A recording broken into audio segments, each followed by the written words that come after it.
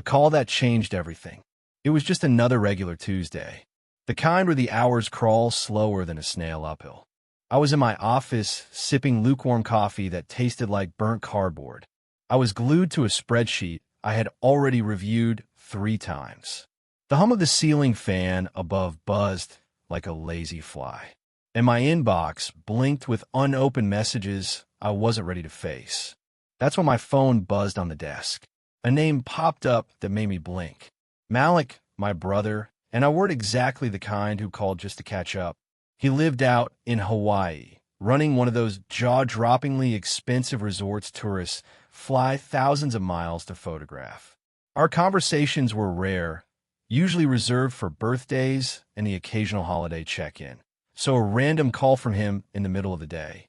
It wasn't normal. I picked up already expecting something odd. "Hey, little bro," he said, casual as always. "What's up, Malik?" I leaned back in my chair waiting. There was a pause. "Quick question. Where's your wife?" I blinked. "She's on a business trip." I answered slowly. "In New York. She left Sunday." "Why?" Another pause, longer this time. "You sure about that?" Something in his voice shifted. No longer casual. "Not joking." "Why do you ask?" I said, my voice tightening. "Because," he sighed, "I'm standing in the lobby of the resort right now. And I swear on Mom's good name. Your wife is right in front of me. She just checked in with another man."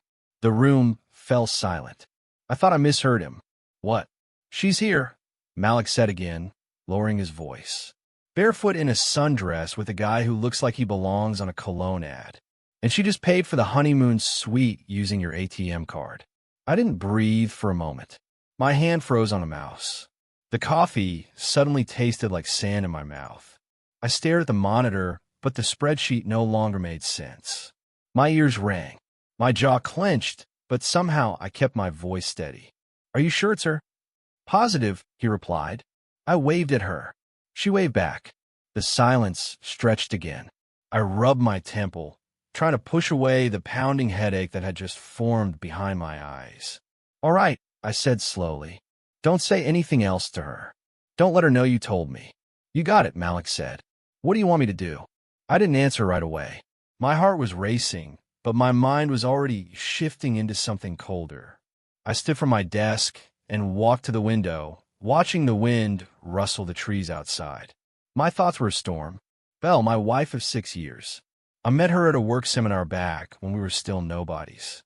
She was electric, sharp, confident, the kind of woman who didn't wait for doors to open. She kicked them down. We got along instantly. I paid for her last semester of grad school when her loan got denied. Supported her while she built her startup from scratch. Celebrated her wins like they were my own. And now she was thousands of miles away, wrapped around another man on a beach, smiling like none of that mattered. I ended the call with Malik after a few more instructions, and I sat down heavily in my chair. I opened our banking app. The transaction history stared back at me like an accusation. $850. Ocean View Room, $170. Champagne Brunch, $265. Luxury Couples Massage, $320. Catamaran Sunset Cruise, $2,430. Total stolen joy. Each charge was a stab to the chest. Paid with my card. For the past few months, I'd felt something was off. She had started canceling date nights. Always tired, overwhelmed at work. She'd pull away when I reached out.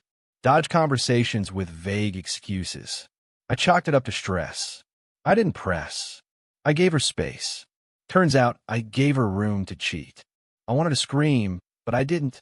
I wanted to throw something across the room, but I didn't. Instead, I just sat there quiet, numb, processing, because in that moment I realized something dangerous. I wasn't going to yell. I wasn't going to cry. I was going to get even. I wasn't going to burst into Hawaii demanding answers. I wasn't going to storm into her hotel suite and punch the guy in the face.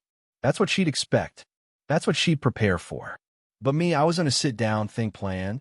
By the time she realized what was happening, she wouldn't even know what hit her. I picked up the phone again, called Malik back. "Keep watching," I said. "Tell me everything and send photos if you can without getting caught." He agreed. He always liked a little drama. And for once, we were on the same team.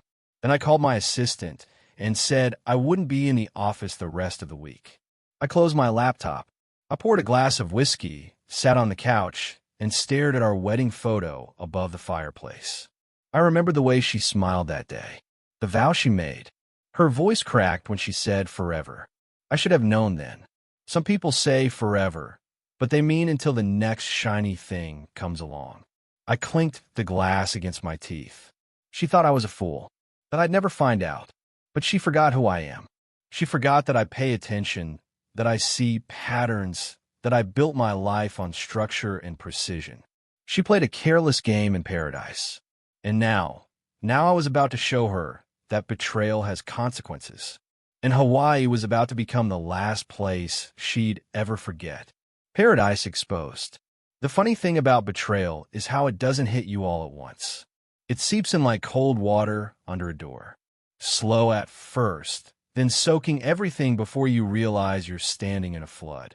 That night, I sat in my living room with the lights off, letting it all soak in. The only sound was the clink of ice against glass and the slow creak of the ceiling fan above. I stared at the bank statements again, scrolling through the damage like it was a crime scene report, a couple spa package, sunset cruise, room service that could feed a football team, my name on every receipt, my money funding their fantasy. She had taken what we built and used it as a getaway fund for a fling. But I wasn't going to act rash. Not yet. Instead, I called Malik again. "Describe him to me," I said, pouring another drink. He chuckled, not because it was funny, but because it was absurd. Tall, modeling. You know the type. Skinny jeans and loafers on a beach like he's allergic to sand. She kissed him on the cheek earlier, held his hand. They looked too comfortable to be coworkers. I closed my eyes. He wasn't wrong. I already knew in my gut it wasn't business. Her emails had become vague lately. No more be back Wednesday or client meeting at 3 o'clock. Just one-word replies or ghost-like silence. I told myself she was stressed, that she needed space. I gave her that, and she took it all the way to Hawaii. "Thanks, man." I said, "Keep an eye on her. Don't let her know you've said anything." "Already on it," Malik replied. "She booked the stay under your full name, by the way. No shame at all." Of course she did. After we hung up, I sat in silence for a while. I thought about everything. The way she used to wait up for me when I worked late. The way she used to laugh at my terrible jokes. Somewhere along the line, that laughter had faded and I didn't know when it happened. Or maybe I just didn't want to notice. The idea of confronting her right then burned through my chest like acid. I imagined flying down to Hawaii, bursting into their suite, catching them red-handed.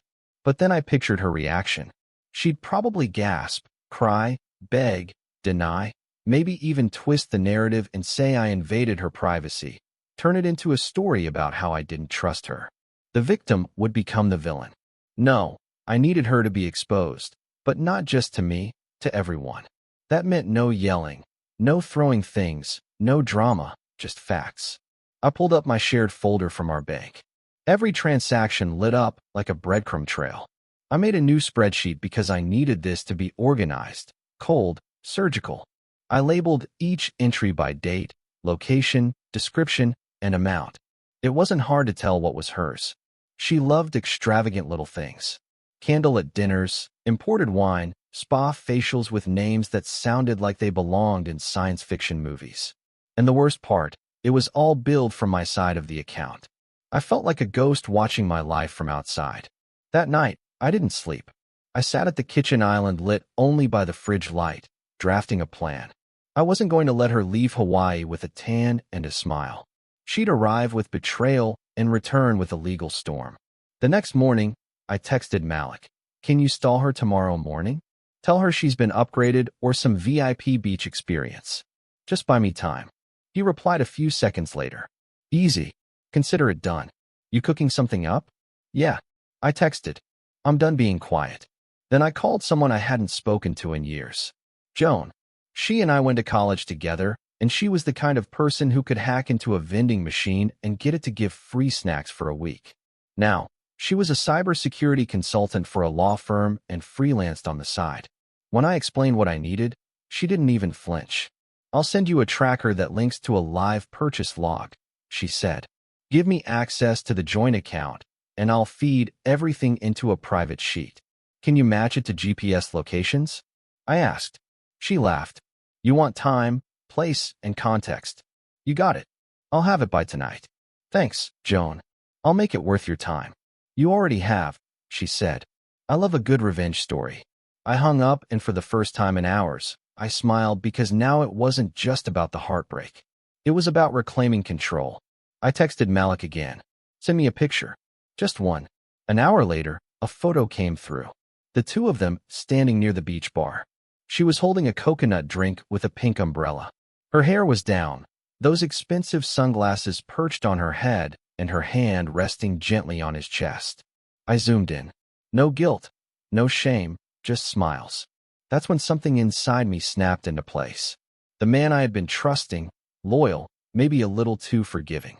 He was gone. The man who stood in his place, he was calculating, focused. I saved the photo and added it to a folder on my laptop labeled Paradise Files. Next, I started gathering copies of all her recent emails and texts.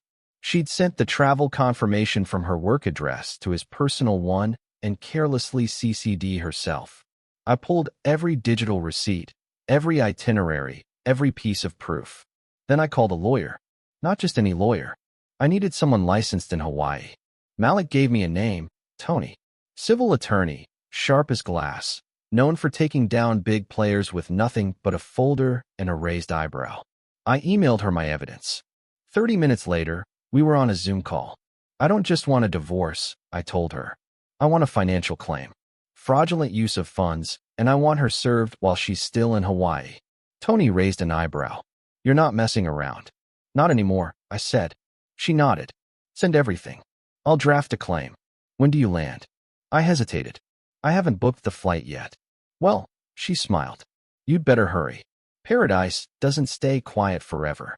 And with that, I closed the laptop, leaned back, and looked at the photo one more time. Belle thought she was living her best life. But she had no idea I was about to turn her paradise into a courtroom. I wasn't just exposing her. I was preparing to bury the fantasy publicly, legally, and with precision. And I would be watching every moment of it unfold. My brother, my ally. Growing up, Malik and I were never exactly best friends. We were just two boys under one roof with different minds and different paths. He liked beaches and breezes. I liked books and balance sheets.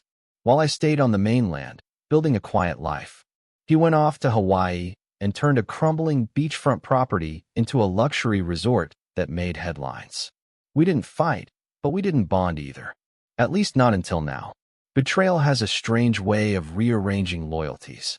It was 2 days after Malik's call. I was sitting in my car parked at the edge of a cliffside overlook just outside the city.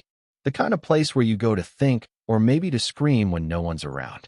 I had the ocean in the distance, cold, gray, unforgiving, and my phone glowing in my palm. All right, Malik said on the other end. Here's what I got.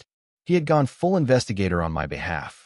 The kind of effort you only make when blood actually means something.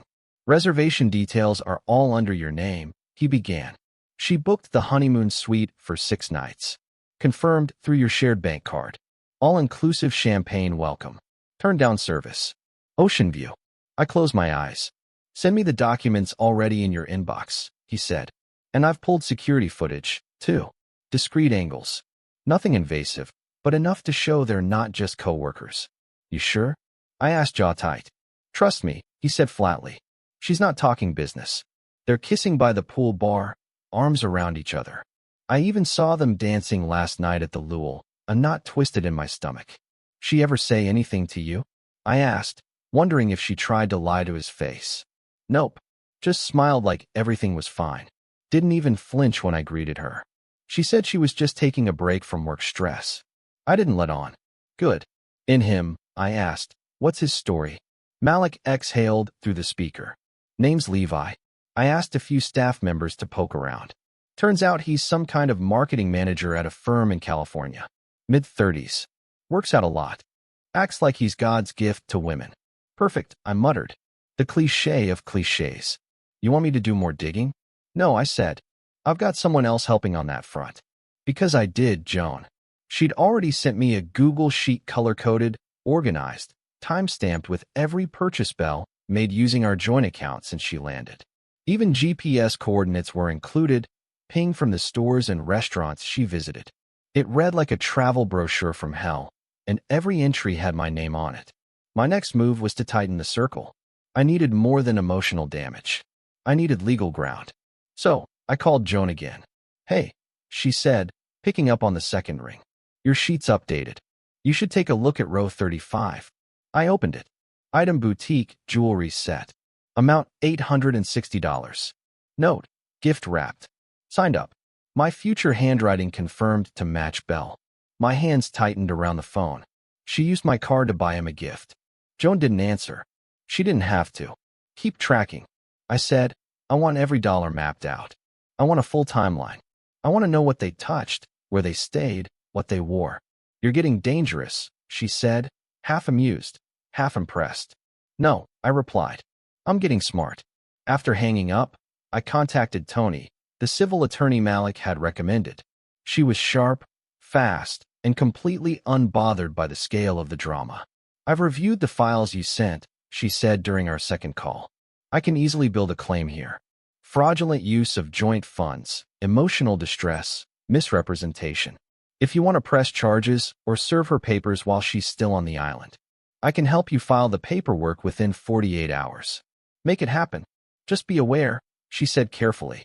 "This could go public. I don't care." That night, Malik emailed me the video clips. The first one started with soft music playing in the background, one of the resort's live bands. The camera angle showed Belle and Levi swaying together under string lights, his hands on her waist. She leaned in, whispered something in his ear. He laughed, and then she kissed him right there on the dance floor. The same floor where I once danced with her during a retreat Malik hosted 3 years ago. Back when she still reached for my hand in public. Back when she still looked at me like I mattered. I closed the video, not out of pain, but out of certainty. I was done being blindsided. This was no longer about heartbreak. It was business. She turned our marriage into a transaction. So, I would treat the fallout like a contract gone wrong. "Anything else you need?" Malik asked when I called to check in again. "I need access to her suite," I said. "Not to break in. Just gather intel." He hesitated. "That's a gray area. She left the door open when she used my name and my card. I have a right to know what's happening under my account. I might have a guy," he said slowly. "His name's Kai. Been with me 6 years. Discreet, loyal. I trust him. Send him in quietly. Don't take anything. Just eyes. You got it." As the plan started to take shape, I began drafting a master document. I titled it Operation Island Exit. It included bank statements, email screenshots, timeline of lies, photos, and videos from Malik, spreadsheet from Joan, drafted legal complaint from Tony, all of it stacked neatly into a folder I kept on an encrypted drive. The evidence was clear. The betrayal was proven. But still, I hadn't called her. She had no idea what was coming. That silence.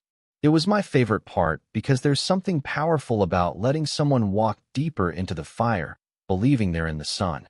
They sip champagne, post beach photos, smile in the mirror, and all the while, the ground beneath them is starting to crack. By the end of the week, it wouldn't be a beach beneath her feet. It would be a courtroom. The setup. There's something deeply satisfying about watching a liar smile while walking straight into a trap.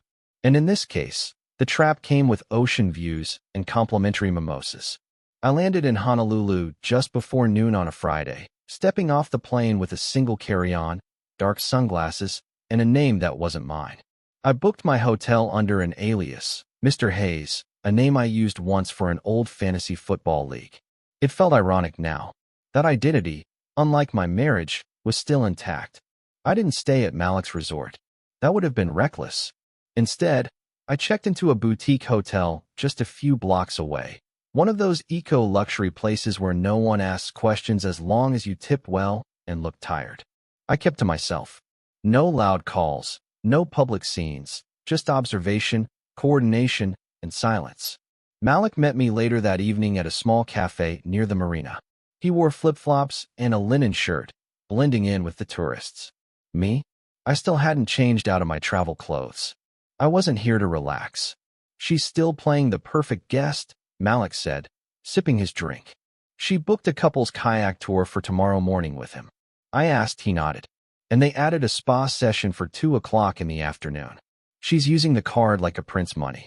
She doesn't suspect a thing. Not a hint. She's floating. I leaned back in my chair, staring out at the docked boats. The setting sun bounced off the water like liquid fire. It should have been romantic. Instead, it felt like a countdown. All right, I said. Let's move forward. Introduce me to your attorney friend.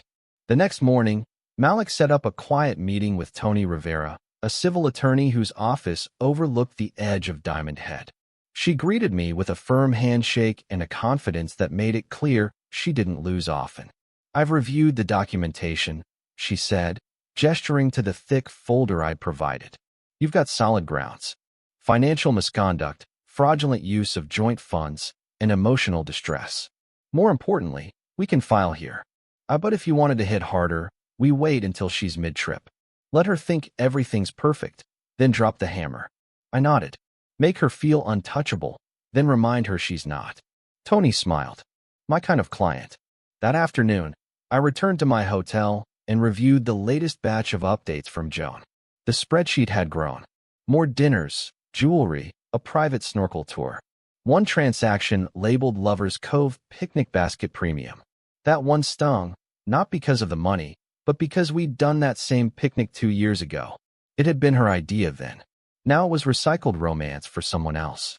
I closed the laptop and called Malik. Time for the next phase, I said. Card switch. He asked. Yes, can Kai handle it?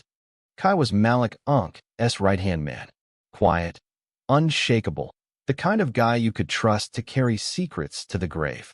Malik once said Kai had fixed a blackout during a hurricane with duct tape and a screwdriver. I'll brief him tonight, Malik replied.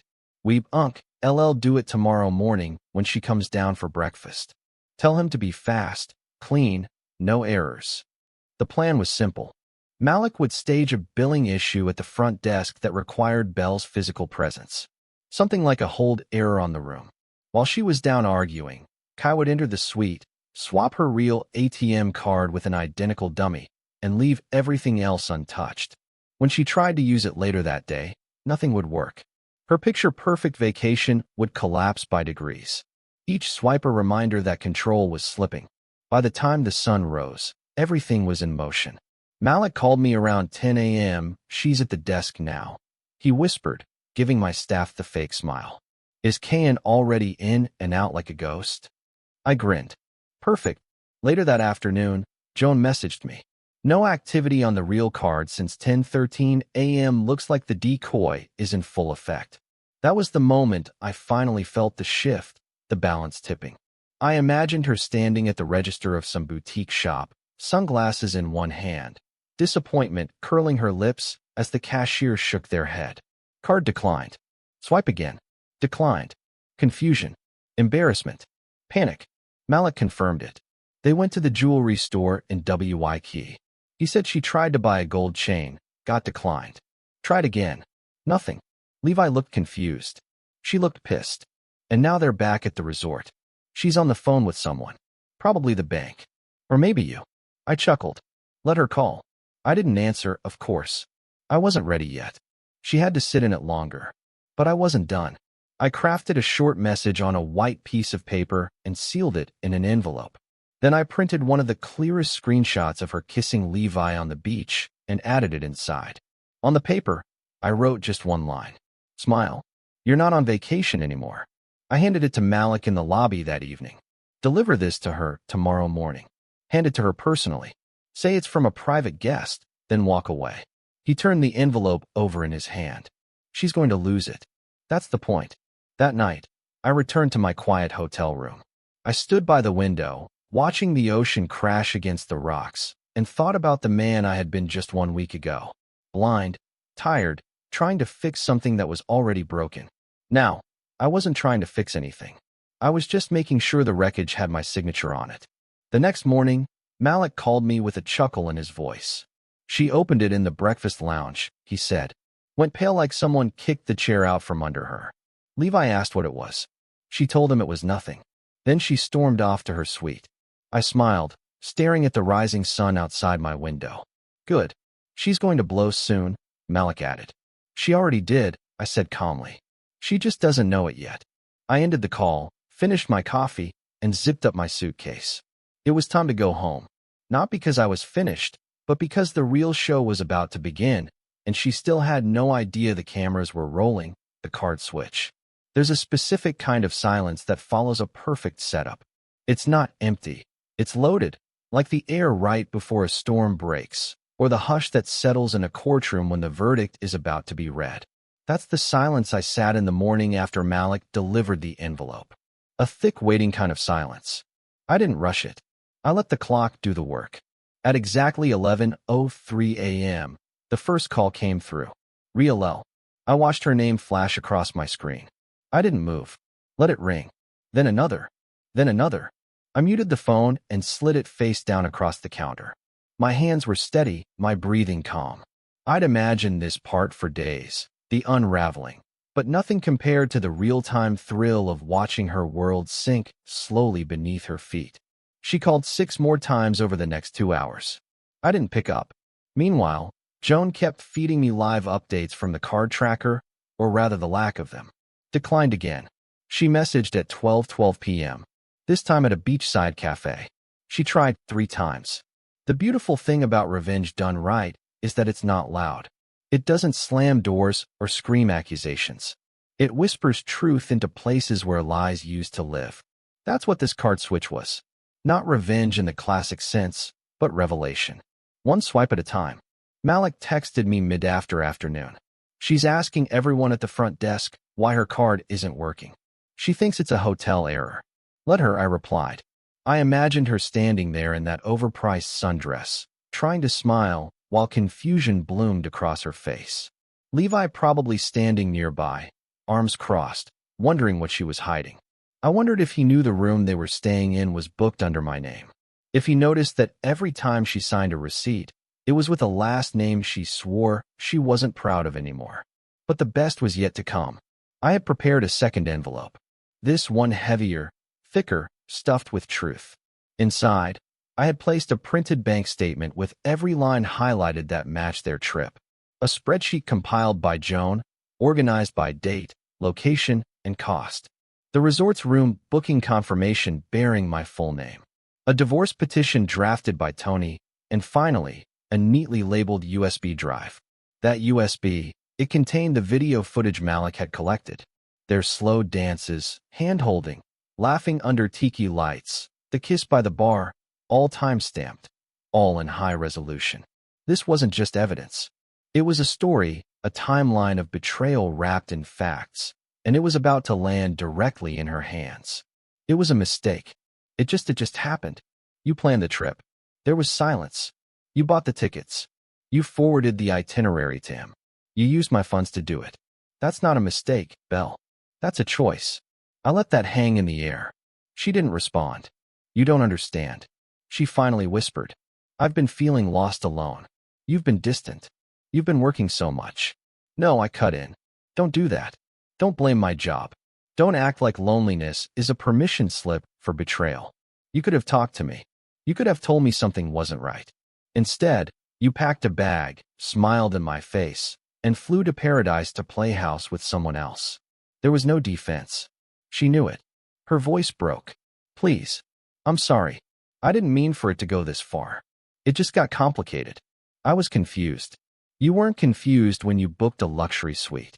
You weren't confused when you bought him a necklace with my card. She gasped. You? How do you know that? I know everything. I said. Every charge, every location, every video, every lie. She was completely silent now. You really thought you'd get away with it? I asked. You thought I'd sit here while you dipped into our account and took a vacation with someone else? She stammered. I needed something different. I didn't plan on hurting you. I swear. I still love you. I almost laughed. No, Belle. I said, you love what I gave you. The stability, the money, the image. You love the version of me that didn't know what you were doing. She cried then quietly. I didn't interrupt. I didn't comfort. I don't know what to do. She said between sobs. I made a mistake. You'll get a package by 9 a.m. I said calmly. What? In your suite. Courtesy of the hotel manager. Open it. Read everything inside. Then pack your things and check out. You'll be flying home alone. She sniffled. What's in it? Reality. I said, something you've been avoiding. I can fix this. She pleaded. Please. I know I hurt you, but I'll do anything. Just tell me how to make this right. You can't, I said. This isn't about hurt anymore. It's about who you chose to be when you thought I wasn't watching. But I didn't mean to fall for him, she whispered. And there it was. The truth. I didn't even flinch. Belle, I said slowly. You chose him. You booked the flight.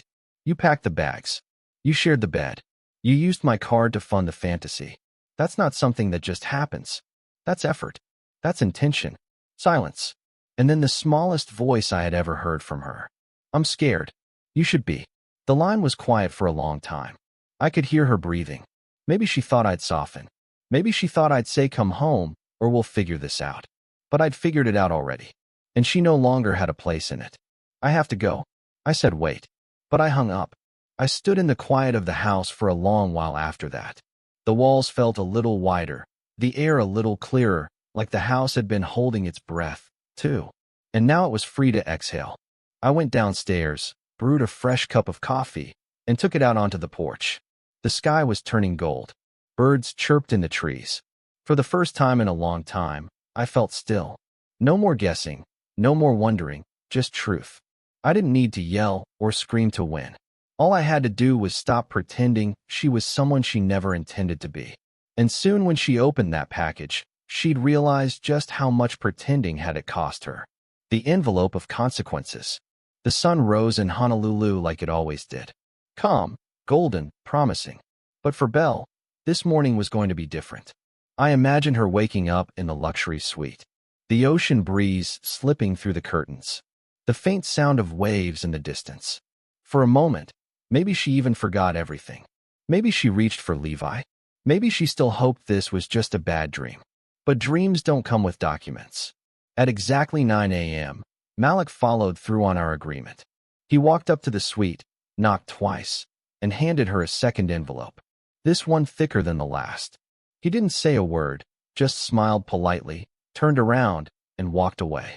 Inside that envelope was the end of everything she thought she had control over. The divorce petition was printed on crisp white paper with bold lettering and Tony's law firm's insignia at the top. It detailed every violation of trust, every financial abuse, every legal reason I had for terminating the marriage.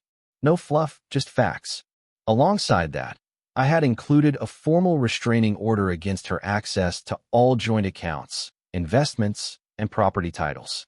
Tony's team had frozen everything, the house, the cars, the business assets.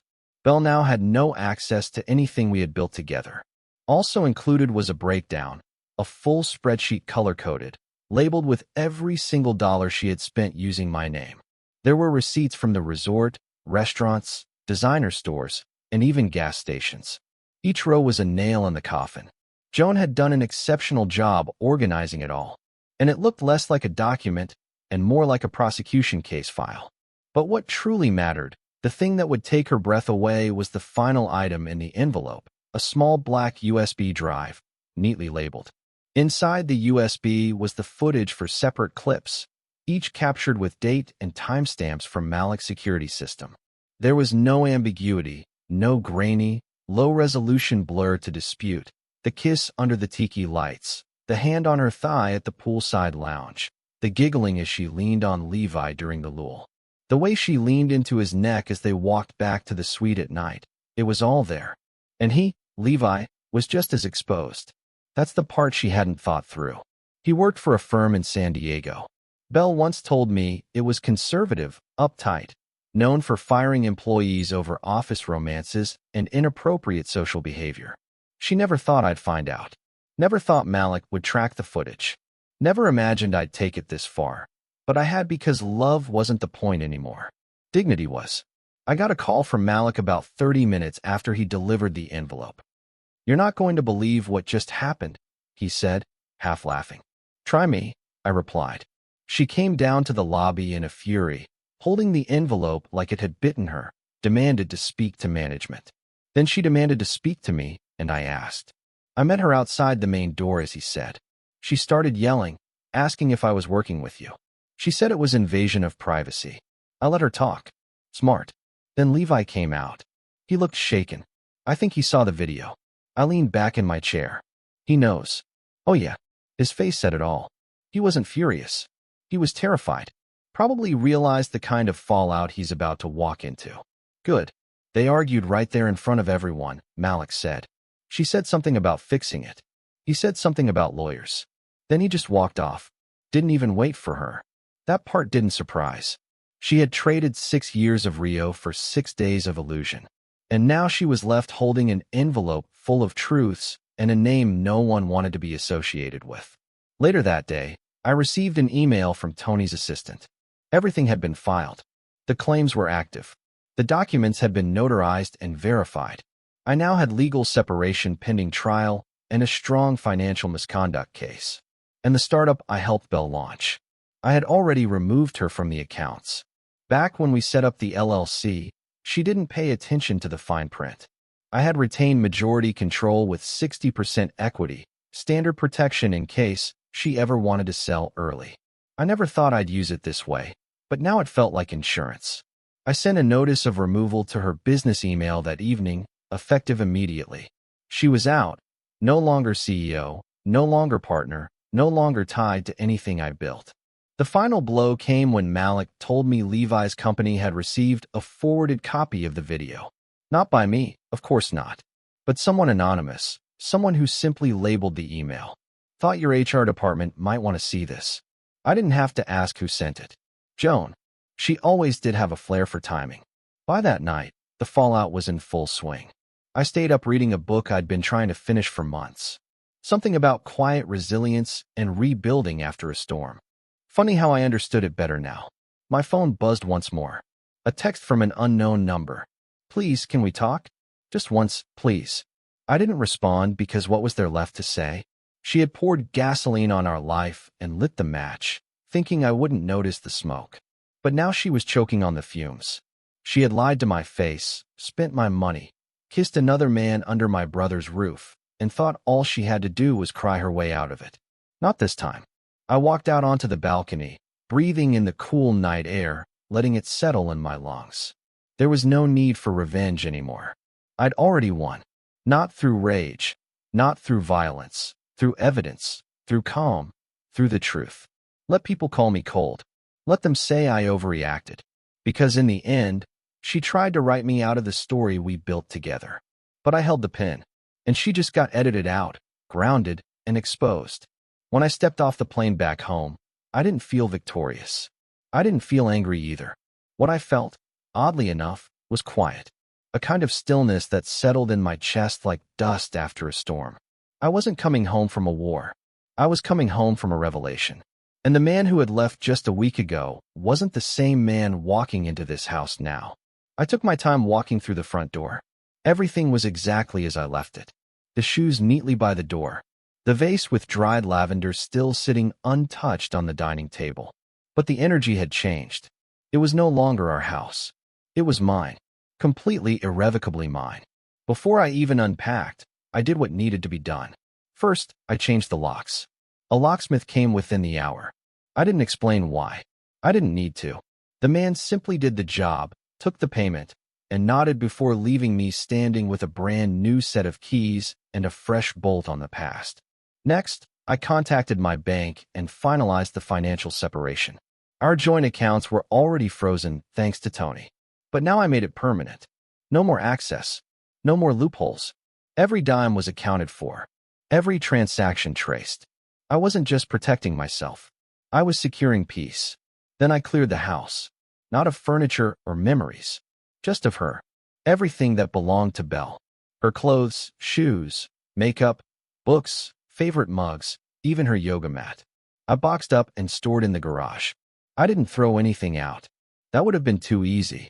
Instead, I put it all neatly into label bins, and I left a simple note on top. Collected, categorized, claimed. You can coordinate pickup through your attorney. I didn't need her setting foot back inside. She had already stomped enough mud through the floorboards of my trust. 3 days later, The doorbell rang. It was a courier with a stack of papers, signed responses from her legal team. She wasn't fighting the divorce. Not directly. Not yet. But the tone of the reply was careful, curated, designed to slow things down. Too late for that. The next morning, she flew back alone. Malik had texted me the moment she checked out. She's leaving today. First class. No, Levi. I didn't respond. I didn't need to, but I knew the storm was about to move from Hawaii to here. Sure enough, by mid-afternoon, there she was, standing at the front door like someone who forgot they no longer lived here. She had sunglasses on, her hair pulled back in a tight ponytail, and that same duffel bag she'd taken to Hawaii slung over her shoulder like nothing had changed. She rang the bell twice. I watched her from the upstairs hallway monitor. I didn't rush. I let her stand there, let her feel the weight of waiting. Then I pressed the intercom button. Bell. She looked around, confused. Can you open the door? This property is no longer shared, I said evenly. You'll receive further instructions through your attorney. Her face changed immediately. Wait, what? Are you serious right now? I flew back to fix this. You flew back alone. I said that was your first clue. She stepped closer to the door. Please just let me in. We can talk. There's nothing to talk about. Come on. You don't mean that. You said you needed space. You took it in Hawaii with another man. That was a mistake. No, I interrupted. It was a pattern. I paused. You broke this, Belle. Not just once. Not just with one kiss. You made a decision every single day of that trip. And now you're facing the cost. She was visibly shaking. People make mistakes. People do. I agreed. But not everyone betrays the person who gave them everything. The silence that followed was heavy. Then her voice cracked. The neighbors are staring. I looked down from the window. Sure enough, across the street, old Mrs. Callahan had paused mid-sprinkler. A man jogging with his dog slowed to glance over. Even the mailman took a second look before heading back to his van. I'm not the one who should be embarrassed, I said. You made this public the moment you tried to hide it. Her lips trembled. You really hate me now, don't you? No, I replied. Hate takes too much energy, and I'm done giving you mine. I ended the intercom call. She stood there for another 30 seconds. Then she walked to the curb where her Uber was still waiting and climbed in without looking back. That evening, her parents called. I debated whether to answer, but curiosity got the better of me. Hello, I said. There was a moment of hesitation.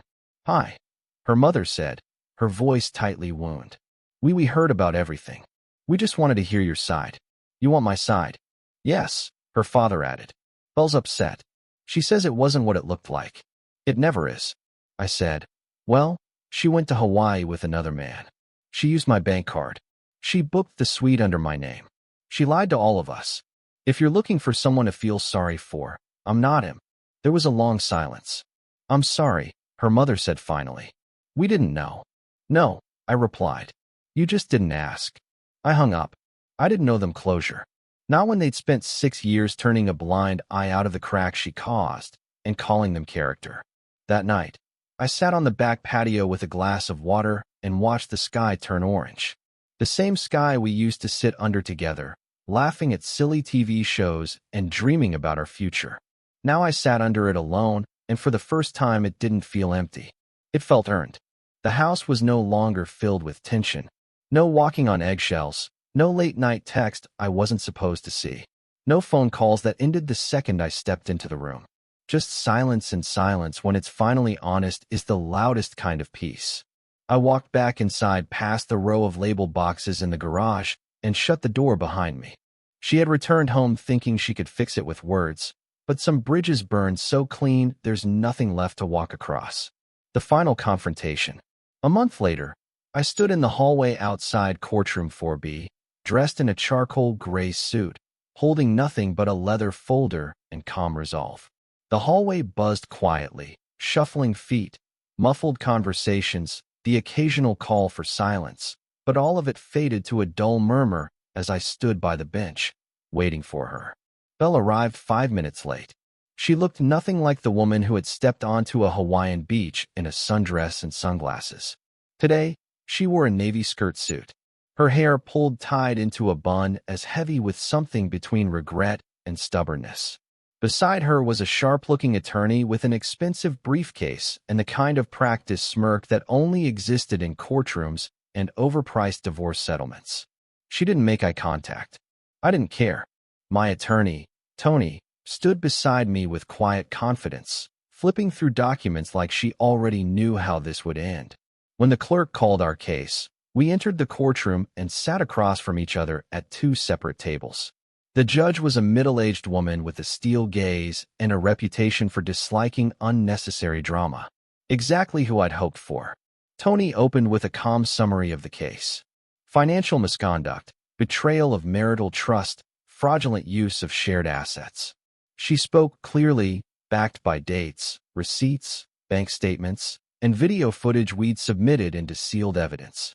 Belle's lawyer tried to counter her with emotional appeals.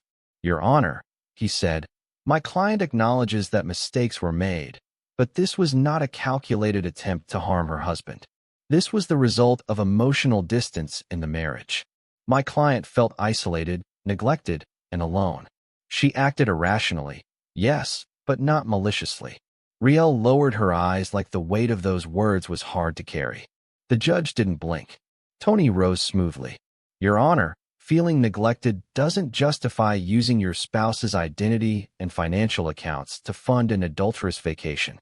My client has presented proof of premeditation, booking details, duplicate reservations, and video footage showing sustained romantic engagement with another man. This was not spontaneous. This was a pattern."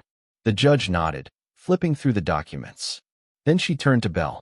"Mrs. Thorne, do you deny traveling to Hawaii with another man using your husband's financial information?" Belle looked up, her voice barely audible. "No, Your Honor." "Do you deny that the room, the meals, and the gifts were charged to your husband's account without his consent?" Again, "No, Your Honor." "Do you deny that during this trip you portrayed yourself as unmarried on official travel documents submitted to the resort and tour companies?" Her attorney tried to speak, but the judge raised a hand. "I'd like to hear it from her." Belle hesitated, then shook her head. "I don't deny it." The judge nodded and leaned back in her chair. "Thank you." Tony stood again and handed over the final exhibit, my written statement. The judge read it silently for a moment before placing it aside. Then it was my turn. "Would you like to say anything?" the judge asked. I stood, buttoned my jacket, and walked slowly to the witness platform. I didn't look at Belle. Not once. My eyes stayed forward, my voice even. I was married for 6 years to a woman I thought I knew. I supported her through grad school, paid off her debts, helped launch her business. I built our life carefully, brick by brick, and one day, without warning, she took a sledgehammer to all of it and smiled like it was self-care. A few people in the gallery shifted. I continued. "She planned a trip with another man. She lied to my face. She used our joint funds, my money, to finance a vacation she called a business trip. She bought jewelry for someone else while pretending to be someone else. She committed financial betrayal and emotional abandonment all in one act." I paused, and when she got caught, she didn't apologize. She didn't come home and confess. She panicked because the fantasy fell apart. I finally turned my head slightly, just enough to glance at her. "You had 6 years to make things work," I said softly. "You chose a 5-day trip over a lifetime." I stepped back, nodded to the judge, and returned to my seat. The room was still. The judge adjusted her glasses, glanced at the stack of evidence once more, and gave her ruling. "The court finds the evidence overwhelmingly in favor of the petitioner," she said firmly. "The divorce is granted effective immediately. The house, bank assets, and startup business will be awarded to the petitioner in full. Additionally, the respondent will be required to repay $7,200 in misused funds as documented." Belle's lawyer tried to argue for reduced repayment. The judge cut him off. "This is not a trial for emotional debate. The law is clear. Fraud has consequences." Belle's shoulders sagged. She didn't speak. Outside the courtroom, I waited for a moment near the elevators. Not for her, but because Tony had stepped into the hall to take a call, and I needed to sign one last form. Belle eventually approached. Alone, I glanced at her. She looked tired. Not the tired of missing sleep, but the tired that comes from carrying a story that finally collapsed. "Can I say something?" she asked. "You just did." "In court," she frowned. "I didn't mean for any of this to happen." I turned toward her fully. "That's the problem," I said. "You never meant for anything. You just let things happen until you couldn't hide them anymore." "I was confused," she said weakly. "No, you were dishonest. I thought maybe after some time." "There's no after, Belle." She looked down as if expecting that. Her voice was small again. "Did you ever love me?" I didn't flinch. "I did completely. And you turned it into paperwork." Her eyes welled up, but I didn't comfort her. That time was gone. She opened her mouth to say something else, but I stepped past her as the elevator dinged. Tony returned, handed me the signed file, and we left. I didn't look back. That evening, I opened a bottle of wine and stood on my balcony again. The wind had picked up. The air had shifted. Somewhere down the road, Belle would tell her version of the story. Maybe to friends, maybe to someone new, maybe even to herself. But I didn't care anymore because the story that mattered, the one with the truth, the proof, and the clean break, was finished. I had walked into court with facts and walked out with freedom.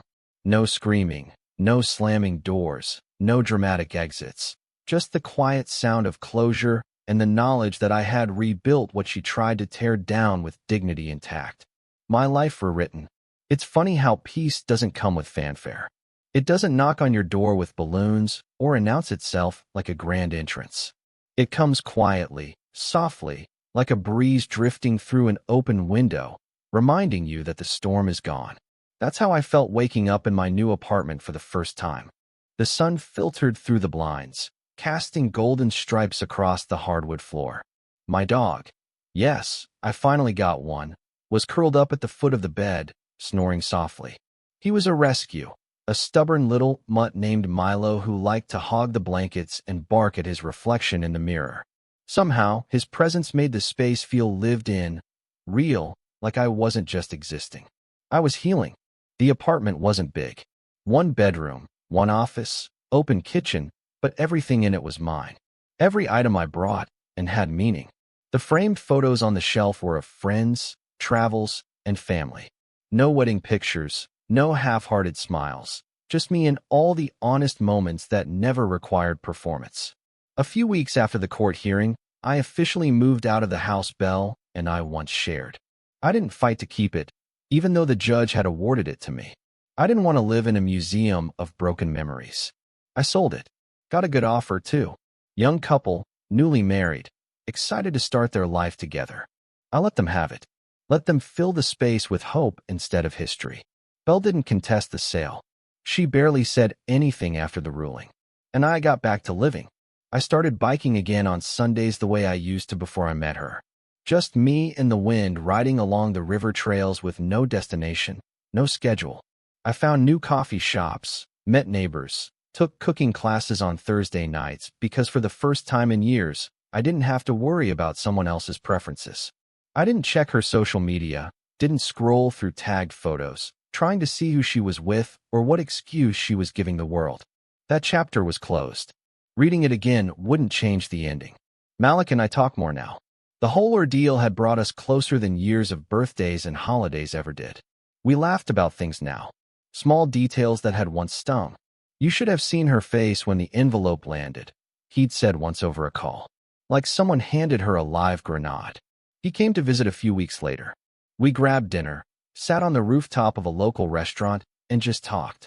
No tension, no rushed updates. Just two brothers who had been through something ugly and came out stronger for it. "You're different," he said, sipping his beer. "Better or worse?" "Better," he replied.